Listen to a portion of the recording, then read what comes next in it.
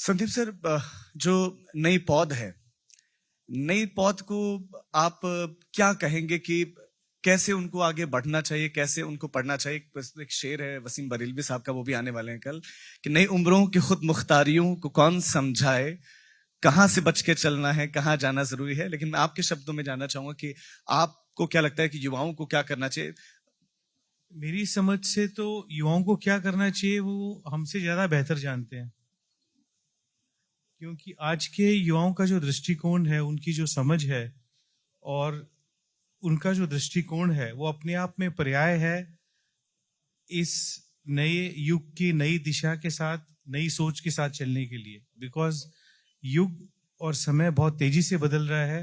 हर हर एक वर्ष के साथ, हर एक एज के साथ, हर आयु के साथ आपको लगता है कि पिछली बार का जो कक्षा 5 का जो छात्र था वो कक्षा 8 का नहीं सोचता, सब कक्षा 4 का जो छात्र है वो कक्षा 7 में नहीं सोचता था। ये बहुत तेजी से बदलाव आ रहा है और आप चाह करके भी उस सोच को छू नहीं सकते हैं, बिकॉज आप पढ़ के या आप समझ के या देख के जो एक सोच पैदा हो रही है, जो एक सोच अपने आप में नई सोच के साथ जो उम्र आ रही है, उसको आप समझा नहीं सकते हैं। क्योंकि एक गाइडेंस देना अलग बात है, किसी सोच को काबू करना अलग बात है। अभी मैं कई देशों की यात्रा करके आ रहा हूँ, जो मैंने देखा है जो पूरे के पूरे वर्ल्ड का जो एक यंग जनरेशन का जो एक फिनोमिनल चेंज है पूरा, ये एक इंटायरली डिफरेंट फेज है। और ये एक आई थिंक वो अपने आप में सक्षम है अपनी नई सोच करने का। उन पे आप एक गाइडेंस दे सकते हैं, लेकिन अल्टीमेटली जो डिसीजन कैपेसिटी है या जो एक डिसीजन पावर है, या वो जो करेंगे अपनी सोच के साथ अपनी लड़ाई, और अपनी लड़ाई खुद लड़ने की आदत अब युवाओं को एक हो गई है। और वो वसीम बरवी साहब का ही जो शेर है ना कि थपेड़े खाकर है जिंदगी, खुद को सीखो थपेड़ो ही सो, तो ऐसा वो जो शेर है तो वो युवाओं पे लागू होता है।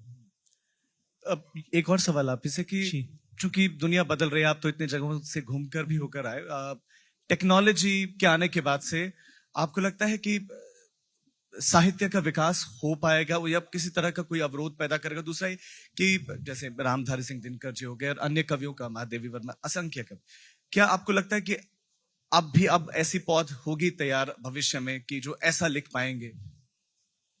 नहीं, आपके इस दौर में भी तो इतने युवा कवि आ रहे हैं, अच्छे युवा कवि आ रहे हैं। ऐसा तो है नहीं कि कविताएं लिखनी बंद हो गई।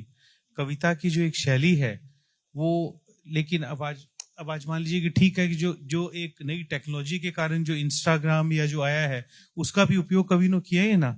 आज मान लीजिए कुमार विश्वास की आप फॉलोइंग देखिए, या उनकी रील्स या उनकी ट्विटर या उनकी इंस्टाग्राम की फॉलोइंग देखिए, उन्होंने भी तो उसको एक मेथड बनाया है ना अपनी फॉलोइंग का। ये तो एक दूसरे की पूरक है, जो दूसरी जो टेक्नोलॉजी है ये है तो एक दूसरे की पूरक है, उसको उन्होंने बनाया है ना अपने साथ।